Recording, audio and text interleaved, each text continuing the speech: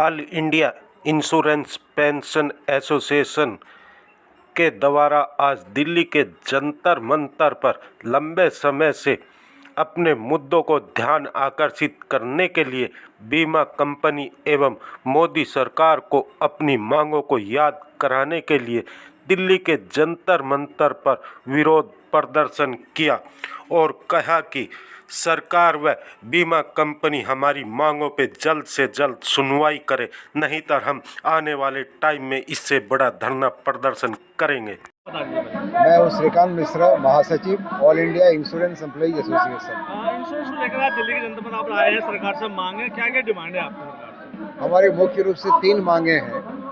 पहला है कि LIC में जो फैमिली पेंशनर हैं, यानी पेंशनर के देहांत के बाद जिनको पेंशन मिलता है वही लोग, उनको यहाँ अभी 15% का पेंशन मिल रहा है, लेकिन वो 15% को बढ़ोतरी करते हुए 30% करने के लिए LIC प्रबंधन और जनरल इंश्योरेंस के प्रबंधन लगभग 3 साल पहले भारत सरकार को अपना सिफारिश भेज चुके हैं। लेकिन जो सरकार मिनिमम गवर्नमेंट और मैक्सिमम गवर्नेंस का नारा देती है, 3 साल से सोई हुई है और इस बीच कई सारे पेंशनर्स का देहांत हो चुका है, लेकिन फैमिली पेंशनर्स में बढ़ोतरी नहीं हुआ है। इसी के खिलाफ हम लोग आज धरना प्रदर्शन कर रहे हैं। दूसरा मुद्दा है कि 2004 जनवरी में वाजपेयी जी जब थे तो हिंदुस्तान में सबसे जो पुरानी पेंशन व्यवस्था चल रही थी उसको ख़त्म करते हुए एक न्यू पेंशन सिस्टम लागू किए, जिसको बाद में नेशनल पेंशन सिस्टम कहा गया। नेशनल पेंशन का मतलब है कि लोगों को पेंशन ही नहीं देना। तो हम लोग ये डिमांड कर रहे हैं वो नेशनल पेंशन सिस्टम को रद्द की जाए और जो पुरानी सिस्टम थी उसको फिर बहाल की जाए। तीसरा मुद्दा है, हर पे कमीशन रिकमेंडेशन के बाद केंद्र सरकारी कर्मचारियों का पेंशन में रिवीजन होता है, यानी उसका बढ़ता है पेंशन। लेकिन LIC और GIC कर्मचारियों का जो 20 साल पहले जो पेंशन निर्धारित हुआ है, बिना कोई रिवीजन के, बिना कोई अपडेशन के वही पेंशन मिलते रहता है। और आज के युग में जब महंगाई का मार हर भारतीय झेल रहा है, पेंशन को अपडेशन करना एक बहुत ही अहम मांग है। वो हमारी तीसरा मांग है। लेकिन सरकारी कंपनियों में पे कमीशन बढ़ाई जाती है, उसके बाद इंश्योरेंस का वो जो पेंशन है ओल्ड पुरानी है उसको भी बढ़ा दिया जाता है जैसे सरकार कहती है। ना, सरकार झूठ कह रही है, ऐसा नहीं होता है।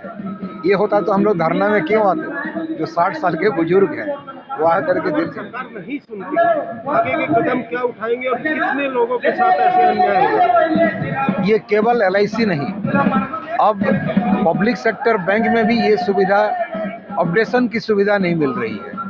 जहाँ तक फैमिली पेंशन का सुविधा है उनको मिल रहा है, लेकिन जो अपडेशन का सवाल है, जो सबसे बड़ी सवाल है, और नेशनल पेंशन सिस्टम को ख़त्म करने की जो मांग है, ये केवल हम नहीं है, हमारे साथ साथ बैंक, रिजर्व बैंक, सरकारी कर्मचारी, केंद्र और राज्य सरकारी कर्मचारी सब है। तो लगभग 60 लाख मजदूर कर्मचारी इस डिमांड को लेकर के संघर्ष कर रहे हैं। आज ये शुरुआत है। 5 तारीख को, 5 अप्रैल को यहाँ फिर वही धरना बड़े पैमाने पर होने वाला है। उसके बाद अगर नहीं होगा तो फिर हम लोग जनता के बीच जाएंगे और सरकार को राजनीतिक रूप से चुनौती देने के लिए मजबूर हो जाएंगे। 2024 का इसका परिणाम इसको सरकार को भुगतना पड़ेगा। नहीं, इलेक्शन नहीं भी होगा तो हम तो पेंशन डिमांड करेंगे। इलेक्शन नहीं भी होता तो पेंशन तो डिमांड करेंगे, इलेक्शन नहीं भी होगा तो मजदूरी तो डिमांड करेंगे।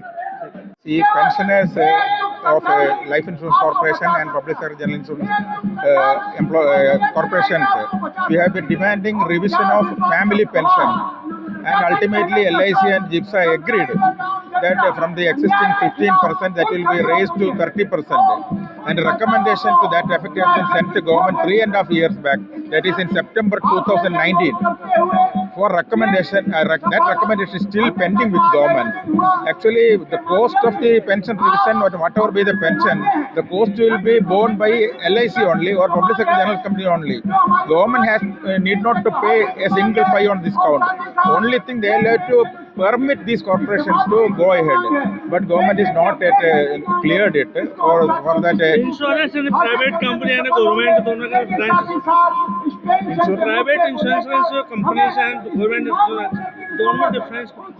No, this is public sector insurance company only. We are pensioners of earlier employees. We retired from those companies. We have been getting pension from LIC and as also public sector general insurance companies only. Family pension is a meager 15%. So we want it to be raised to 30%. That is the main demand. And periodical revision of pension. And third demand is as other trade unions and all the pensioners association demand that a new pension scheme should be scrapped and old pension scheme should be made applicable to all the pensioners. These are all the three demands. For that only, for waiting after for 3.5 years, we are forced to come to Delhi and stage this dharna. And today, all over the country, pensioners and employees are also holding demonstrations, and they are sending memorandum to Finance Minister for consideration.